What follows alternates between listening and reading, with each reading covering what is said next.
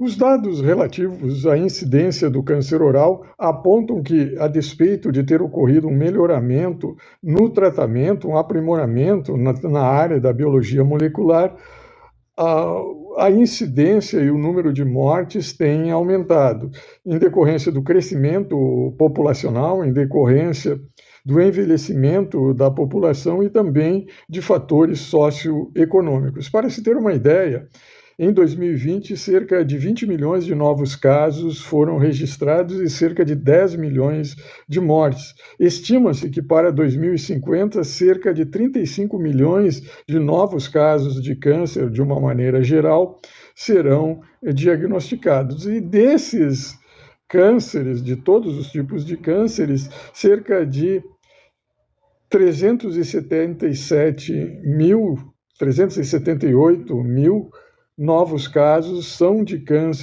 cânceres orais ou cânceres de boca, sendo que os países que mais apresentam esse número de casos de cânceres orais são a Papua Nova Guiné e Bangladesh. São os locais onde eles ocorrem mais frequentemente.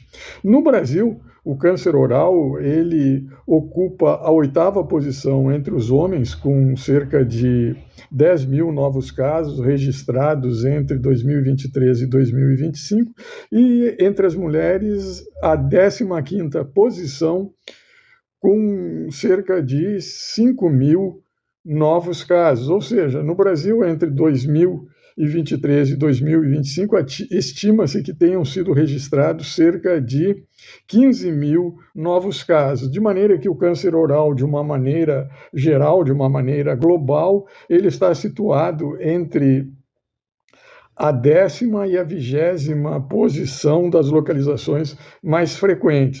Relativamente a essas localizações, as localizações preferenciais para o câncer de uma maneira em geral são o pulmão, a mama, a localização coloretal e o estômago.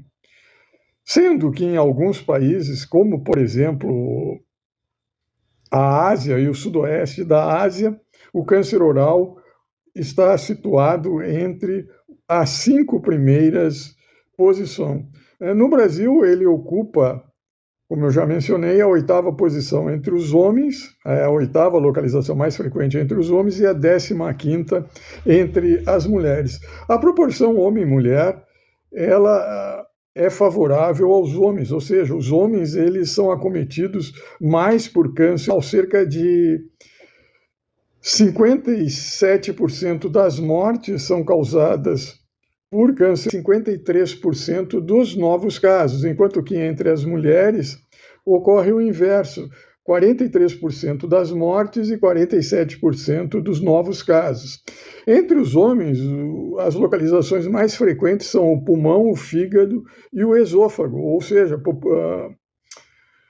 localizações que guardam uma relação com fatores etiológicos, tais como o uso abusivo do álcool e do tabaco. Já entre as mulheres, as localizações mais frequentes são a mama, o colo do útero e a tireoide.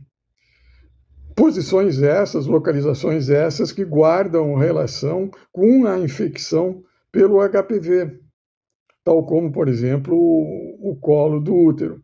De maneira que o diagnóstico, comparativamente, considerando a idade do paciente no momento do diagnóstico, especialmente no contexto do câncer oral, se identifica, a exemplo do que ocorre nos cânceres em outras localizações, que as mulheres, esse diagnóstico do câncer oral ou em outras localizações se dá mais cedo, justamente pelas mulheres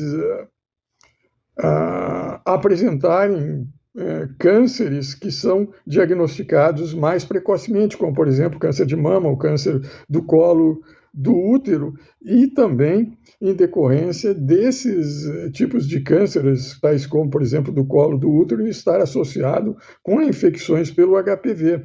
Ou seja, entre as mulheres, esse câncer oral, ele é diagnosticado entre os 50 e os 58 anos, justamente em decorrência de um percentual acentuado deles ser causados por infecção pelo HPV, especialmente na orofaringe.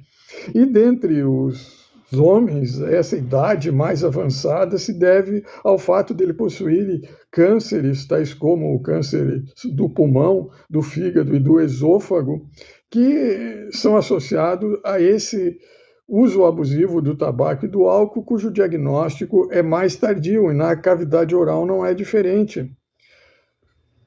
Os homens, eles apresentam uma idade na época do diagnóstico em torno dos 55 aos 60 anos. Isto posto, é importante ressaltar que de nada adianta você adotar medidas para aumentar o diagnóstico precoce, para tornar o diagnóstico precoce do câncer mais eficiente, se por outro lado ocorrer essa demora que muitas vezes está associado à prestação de serviço, ao atendimento de casos de câncer pelo SUS. No mais, eu sou o Dr. Antônio Schutz e esse é o canal Acadêmico e Político, competência acadêmica, competência política.